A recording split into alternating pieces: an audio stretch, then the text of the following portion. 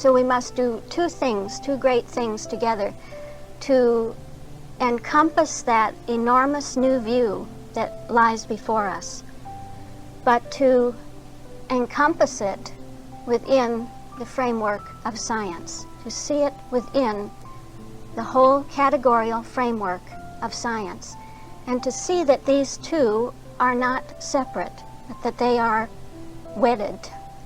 The bigness of the idea, the newness of the idea, the greatness of it is one with the structure of science, the structure of being itself. Agassiz, through his microscope, saw the sun in an egg at a point of so-called embryonic life.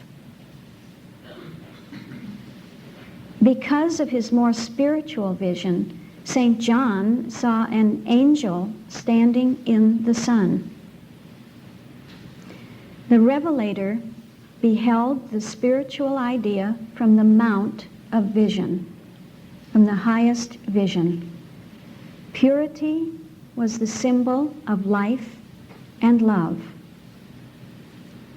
The revelator saw also the spiritual ideal as a woman clothed in light, a bride coming down from heaven, wedded to the Lamb of love.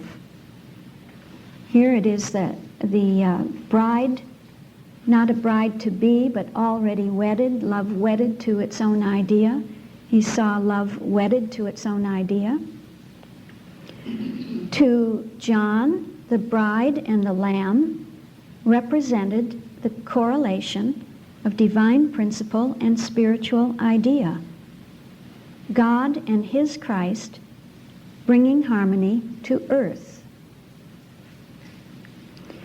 John saw the human and divine coincidence shown in the man Jesus as divinity embracing humanity in life and its demonstration, reducing to human perception and understanding the life which is God. In divine revelation, material and corporeal selfhood disappear and the spiritual idea is understood. So what is he saying here? Or what is she saying here? She's saying that John really saw two different things. He saw two different standpoints. He saw Jesus as a man, the man Jesus, bringing out the sense of divinity embracing humanity, bringing out the human and divine coincidence in life and its demonstration, the 5,000-year period. Reducing to human perception and understanding the life which is God, you see. At the 5,000-year period had its whole accent on that idea of divinity embracing humanity. This was the mission of the 5,000-year period. And this is what Jesus represented. It is the point in the whole development where the symbol and the idea are one, where Jesus and the Christ were one, where the human and the divine were one, where you had a human and divine coincidence. So, therefore, showing life and its demonstration, not showing truth and love and their demonstration. Can you hear that? Could you hear it? Life, huh? But then he goes on, she goes on and hints to a higher demonstration. In divine revelation, You see, first she says John saw Jesus and perceived in Jesus the human and divine coincidence. But in divine revelation, it was something else. Material and corporeal selfhood disappear. And the spiritual idea is understood.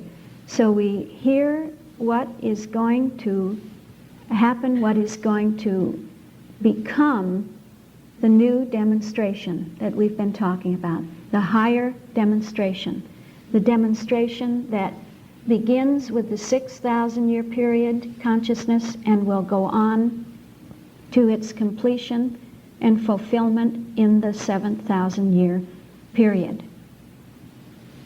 But in the 5,000-year period, everything is still centered on the measuring of the temple. The measuring of the temple to bring out our highest sense of demonstration as the human and divine coincidence. That's the 5,000-year period consciousness. It's the highest sense of the 5,000-year period. So that everything within us that just is attracted and almost mesmerized by the desire to have that human and divine coincidence and to have harmony in the human condition, to always look for harmony in the condition of the human, to think that if we don't see absolute harmony in the human condition, that we are not making our demonstration. This is all the perception from the 5,000-year period standpoint, a standpoint that wants the human and divine coincidence as the final word, as the nth degree, and it isn't the nth degree, it's only the 5th degree. And it is that sense that will not understand, that does not understand the highest visible idea of the principle, that does not understand that principle as truth and love is always working out the ends of eternal good. Always. Whether it looks like human and divine coincidence or it doesn't. Can you hear that that's a higher standpoint? It isn't a lower standpoint. Because she says the understanding of truth and love is the understanding of the principle which works out the ends of eternal good and leads to the discernment of the divine idea. So that a consciousness that is moving in the fields of truth and love and is being attracted more and more to the standpoint of love is becoming more and more that womanhood sense and that motherhood sense, is one that realizes that nothing is going on but principles working out of the ends of eternal good in absolutely everything, absolutely every detail. And so the form of the demonstration changes as it must change. As the field changes, the form of demonstration changes, and the new form will become not more harmony between the human and the divine. It will become the falling away, the disappearing of the material and corporeal selfhood, and the understanding of the spiritual idea.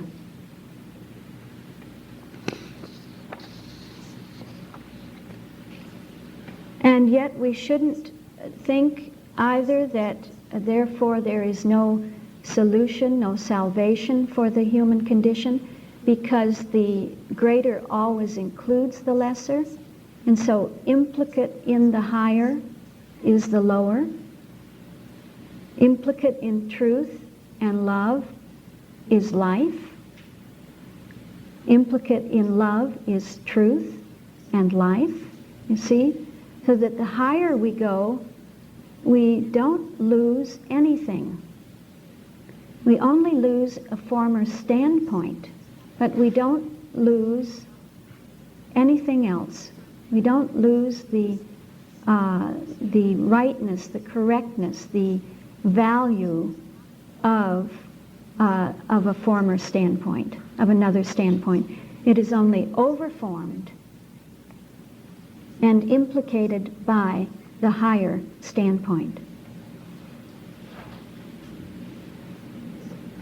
So we can see that in a way we are still babes. You know, when you go through Revelation and Apocalypse, you feel, gosh, I really am on the way. I'm still on the way. And we have seen the vision and the first faint concept, the first gleams of what divine science is, of what that holy city is, of what that calculus is, of what divine cybernetics is. We've touched that, we are touching it, but for it actually to be the sum total of our consciousness, this is the way we're still on. We're on this way. And we shouldn't mistake our first faint vision of that for the thing itself, for the whole thing itself. For instance, we shouldn't mistake, say we are working with the law of divine science or the law of science itself. You know, so often that when something comes up in our experience, we say, oh, I want to go to the highest. I want to go to the highest standpoint. So I'm going to take the law of divine science, or I'm going to take the standpoint of science itself. And so we may work with that law and culture that law and nurture that law within ourselves. But we shouldn't make the mistake of thinking that just because we take that law that we are in that consciousness. You see, if we are resolving a consciousness within ourselves of duality, we are on the level of Christian Science. We're in that field of Christian Science. And we may appeal to a higher standpoint to address a standpoint of consciousness that is on the level of Christian Science. Can you see that? In a way, it's a blending. It's an appeal to another level to solve a problem on a lower level. Appealing to a higher level to solve a problem on a lower level. And we shouldn't think that we can just choose where we will be. Say, oh, I'm not going to I don't want to work down there. You know, I don't want to be down there. So often you hear, you know, that no one wants to be on the level of Christian Science. Which is itself a misunderstanding. Which is itself a misunderstanding. Yes? May I thank you this week for giving me a new sense that Christian Science level is not the laws of a lesser God.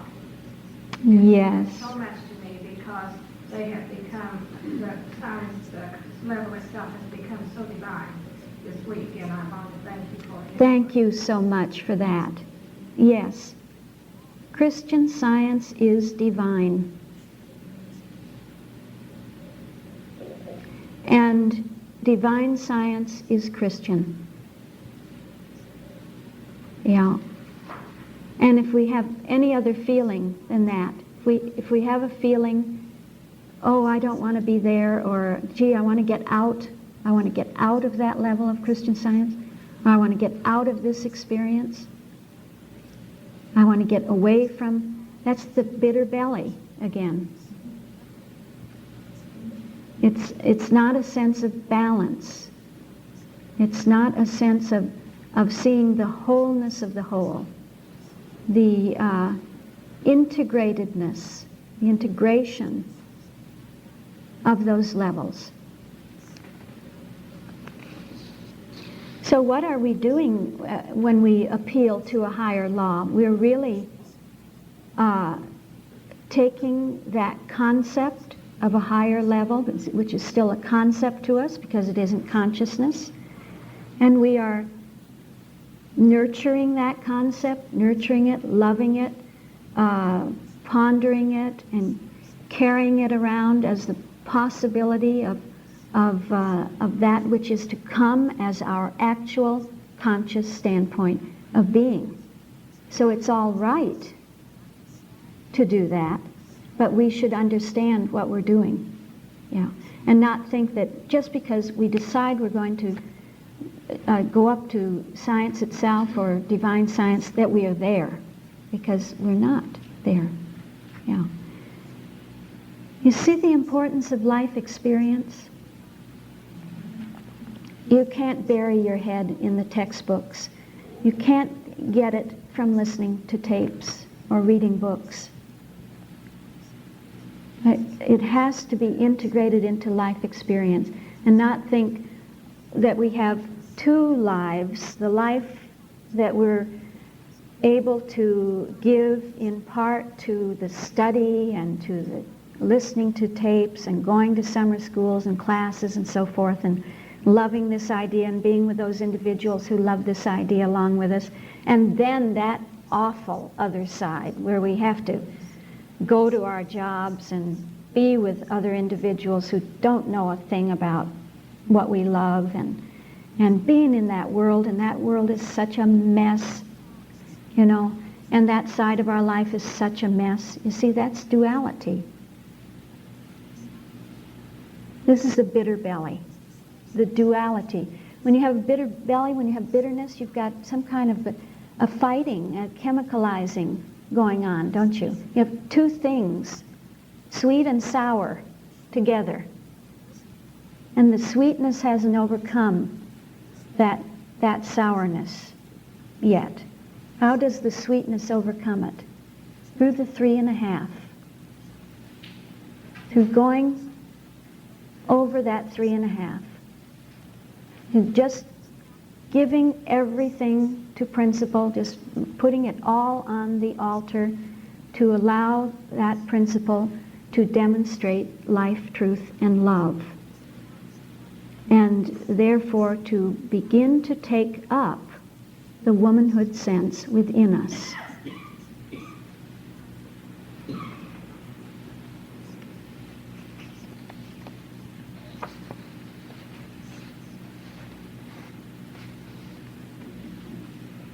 So again, the one level, the higher level, does not discard the lower. The oneness of divine science does not discard the human. The divine doesn't discard the human. It nests the human within itself in an ordered way, you see, in that classified way, that everything is classified rightly, that then the principle can classify rightly everything so that we understand everything in our experience and can interpret everything in our experience and give it its right value and see that it is the principle in operation, that there isn't any instance in that experience that isn't principle's idea in expression. That's the new demonstration of truth and love. And in this we are not often, very, very often, not understood. Because we're beginning to demonstrate the deep structure.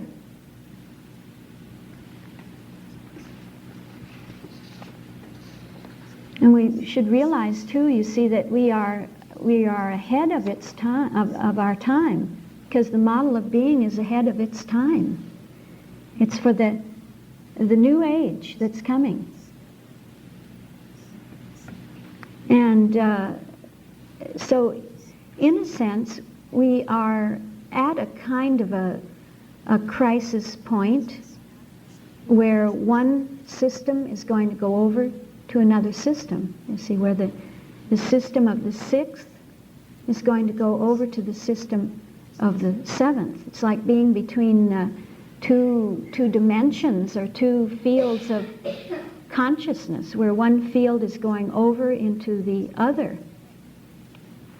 If you've ever seen any diagrams of how they diagram a catastrophe, you see a catastrophe too is a very scientific thing, just like it's another instance really of a non-linear event that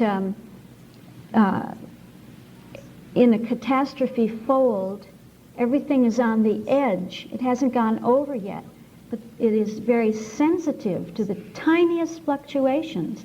Can be the tiniest change in our experience can send us right over into that new consciousness.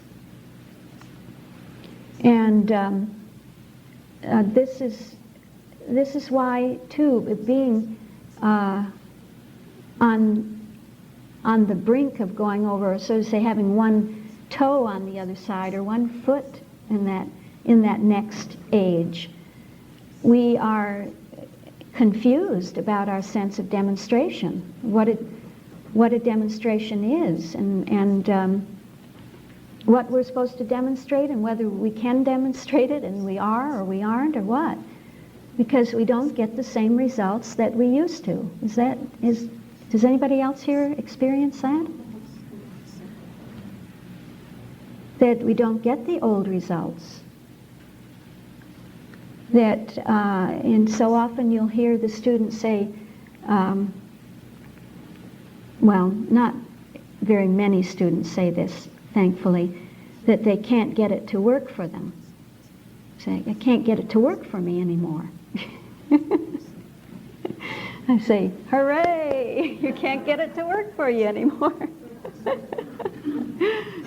You're succeeding. That means you're succeeding. Or someone will say, I just prayed and prayed over this and this and this, and I just don't know why it's not working. It just doesn't work. It just doesn't respond. It just doesn't yield. It just doesn't change. And then they say, I've lost all hope. So you have to say, well, what is your hope?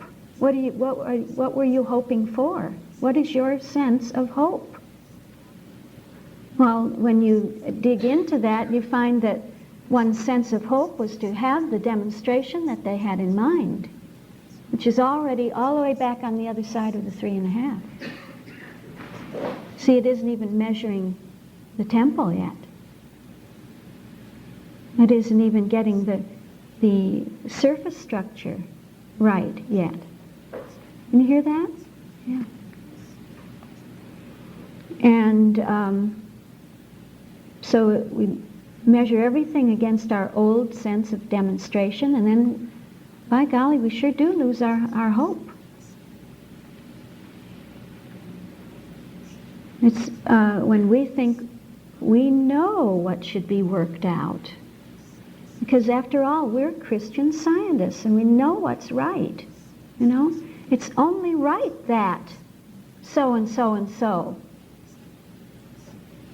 And it isn't right that so and so and so be happening in my experience or be happening in the world. Or someone will say, well, now you see, that's what I don't understand. Why is this happening? If we're Christian scientists and we know so and so and so, then why such and such and such?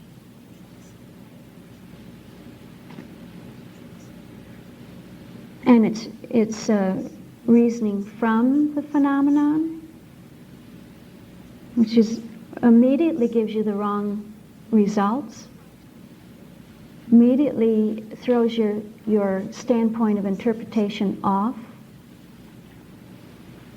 So we have to go back to that principle which classifies everything. And then we would realize that all of these phenomena that we've been talking about of losing hope and not being able to get it to work for us, and we don't get the same results that we used to and so forth, are phenomena of success, are phenomena of progress and advancement and the moving on of consciousness, the irresistible, irrevocable, irrefutable, irrepressible moving on of consciousness into a completely new field. And with a new field, a new demonstration of the principle. Isn't that beautiful? Isn't that full of hope? It's full of hope. We come into an age where we don't know what the demonstration is.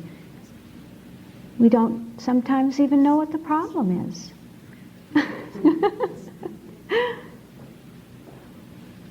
We don't know the solution.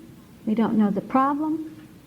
It's that wonderful unpredictability, uncertainty, turbulence, chaos. We're just being moved, teemingly moved, dynamically moved by that principle, by the idea of the principle.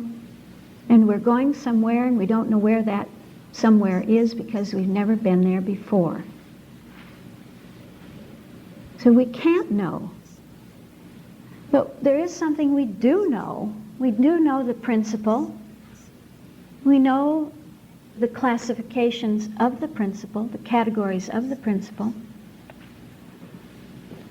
So we know generally, we know the genus, the generality of where we are going. That we are going into the field of love, the age of love. And we know what love is. And so we have to put all our hope in that, all our trust in that. Now, if the 5,000-year period were the acme, were the highest, then we wouldn't need the 6th and the 7,000-year periods. We wouldn't need the textbook. We wouldn't need Christian Science. We wouldn't need the model of being. But we are in that age of divine revelation, of John's divine revelation, and so material and corporeal selfhood is disappearing. It is going out, and you will find that your experiences are all geared to the bringing about of the disappearance of a material selfhood and a corporeal selfhood, and the understanding of the spiritual idea.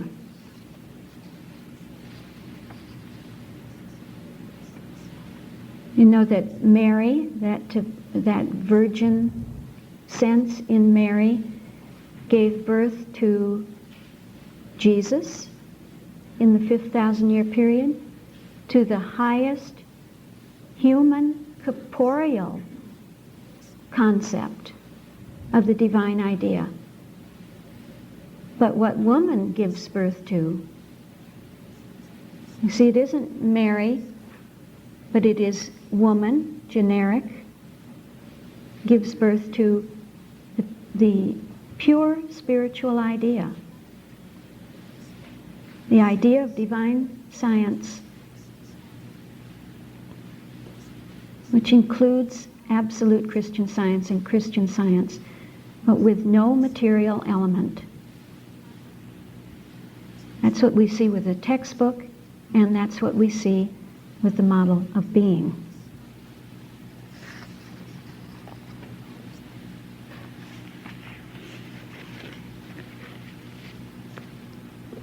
So she goes on, the woman in the apocalypse symbolizes generic man.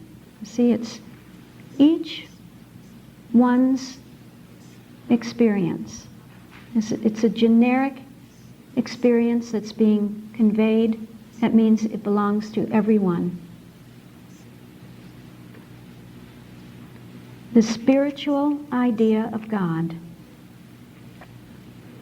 She illustrates the coincidence, not of the human and the divine, but of God and man as the divine principle and divine idea. The Revelator symbolizes spirit by the sun. The spiritual idea is clad with the radiance of spiritual truth, and matter is put under her feet. The light portrayed is neither solar nor lunar, so there isn't anything material about that picture, but spiritual life, which is the light of men. In the first chapter of the fourth gospel, it is written, there was a man sent from God to bear witness of that light.